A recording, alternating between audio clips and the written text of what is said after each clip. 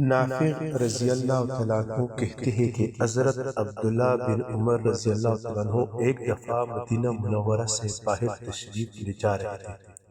خدام ساتھ تھے، کھانے کا وقت ہو گیا۔ خدام نے دسترخوان بچھایا، سب کھانے کے لیے بیٹھے۔ ایک چرواہا بکریاں چراتا ہوا گزرا، اس نے سلام کیا۔ حضرت ابن عمر رضی اللہ تعالیٰ عنہ نے اس کی کھانے کی تواضع کی۔ اس نے کہا میرا روزہ ہے۔ حضرت ابن عمر رضی اللہ عنہ نے فرمایا کہ اس قدر سخت گرمی کے زمانے میں کیسی لو چل رہی ہے، جنگل میں تو روزہ رکھ رہا ہے۔ اس نے عرض کیا کہ میں اپنے ایام خالیہ کو محسوس کر رہا ہوں۔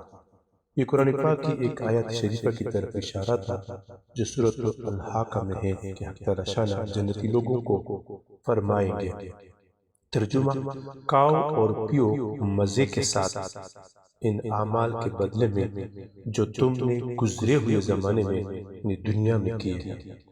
اس کے بعد حضرت ابن عمر رضی اللہ عنہ نے امتحان کے طور پر اس سے کہا کہ ہم ایک بکری خریدنا چاہتے ہیں، اس کی قیمت بتا دو اور لے لو، ہم اس کو کاٹیں گے اور تمہیں بھی گوشت دیں گے کہ افطار میں کام دے گا۔ اس نے کہا کہ یہ بکریاں میری نہیں، میں تو غلام ہوں، یہ میرے سردار کی بکریاں ہیں۔ حضرت ابن عمر رضی اللہ عنہ نے فرمایا کہ سردار کو کیا خبر ہوگی، اسے کہہ دینا کہ بھیڑیا کھا گیا۔ اس نے آسمان کی طرف اشارہ کیا اور کہا فَأَيْنَ اللَّهُ، اور اللہ تعالیٰ کہاں چلے جائیں گے، یعنی وہ پاک پروردگار تو دیکھ رہا ہے۔ جب وہ مالک الملک دیکھ رہا ہے تو میں کیسے کہہ سکتا ہوں کہ بھیڑیا کھا گیا۔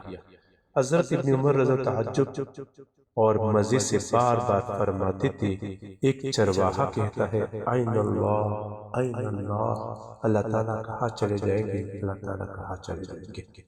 اس کے بعد حضرت ابن عمر رضی اللہ عنہ شہر میں واپس تشریف لائے تو اس غلام کے آقا سے اس غلام کو اور بکریوں کو خرید کر غلام کو آزاد کر دیا اور وہ بکریاں اسی کو ہبہ کر گئی۔ دوری منصور، یہ اس وقت کے چرواہوں کا حال تھا کہ ان کو جنگل میں بھی فکر تھا کہ اللہ تعالیٰ شانہ دیکھ رہے ہیں۔